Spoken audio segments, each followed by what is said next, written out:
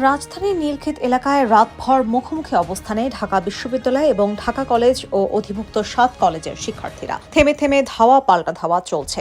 ইট পাটকেল নিক্ষেপে উভয় পক্ষে কয়েকজন জখম হওয়ার খবর পাওয়া গেছে।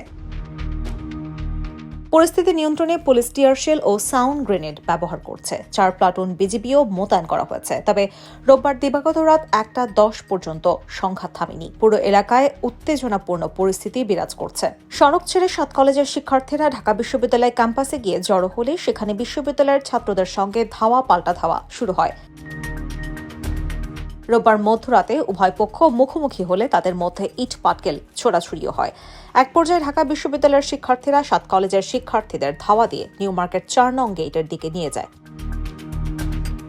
পরে ৭ কলেজের শিক্ষার্থীরা ঢাকা বিশ্ববিদ্যালয়ের শিক্ষার্থীদেরও ধাওয়া দেয়। পুলিশ পরিস্থিতি নিয়ন্ত্রণে সাউন্ড গ্রেনেড নিক্ষেপ করে। এই নিয়ে ঢাকা বিশ্ববিদ্যালয়ের ক্যাম্পাসের মুক্তি ও গণতন্ত্র তোরণ ও নীলক্ষেত মোড়ে উত্তেজনা বিরাজ করে। এর আগে রাত 11:15টার দিকে রাজধানীর সায়েন্স ল্যাব মোড়ের অবরোধ থেকে মিছিল নিয়ে ক্যাম্পাসের দিকে যেতে শুরু করেন। তারা নীলক্ষেত মোড় দিয়ে গিয়ে ক্যাম্পাসের মুক্তি ও গণতন্ত্র তোরণের সামনে অবস্থান নেন। এদিকে তাদের এই কর্মসূচির খবরে ঢাকা বিশ্ববিদ্যালয়ের শিক্ষার্থীদের বিভিন্ন হল থেকে লাঠি সোটা হাতে নিয়ে বিশ্ববিদ্যালয় স্যার এএফ রহমান হলের সামনে অবস্থান নিতে দেখা গেছে।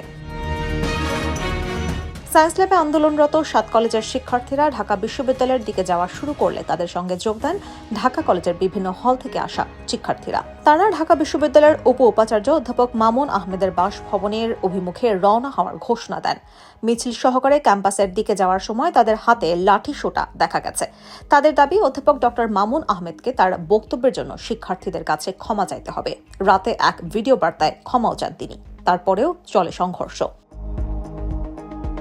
এর আগে সন্ধ্যায় ভর্তি পরীক্ষায় কোটা পদ্ধতি বাতিল সহ বিভিন্ন দাবিতে রাজধানীর শাহবাগ, সায়েন্স ল্যাবরেটরি মোড় ও মিরপুর সড়কের টেকনিক্যাল মোড় অবরোধ করেছেন সরকারি ৭ কলেজের শিক্ষার্থীরা। রোববার সন্ধ্যায় একে একে এসব মোড় অবরোধ শুরু হলে আশেপাশের সড়কগুলোয় তীব্র যানজট তৈরি হয়েছে।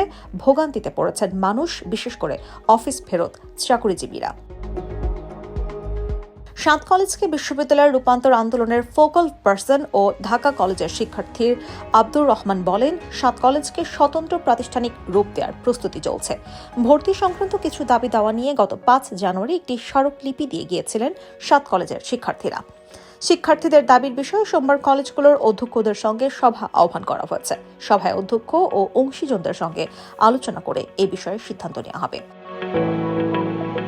২৭ জানুয়ারি বিশ্ববিদ্যালয়ের উপাচার্যের কার্যালয়ের পাশের সভাকক্ষে এই সভা অনুষ্ঠিত হওয়ার কথা রয়েছে। সভায় অধিভুক্ত সরকারি ৭ কলেজের শিক্ষার্থীদের স্বার্থ সংশ্লিষ্ট বিভিন্ন বিষয়ে আলোচনা করা হবে।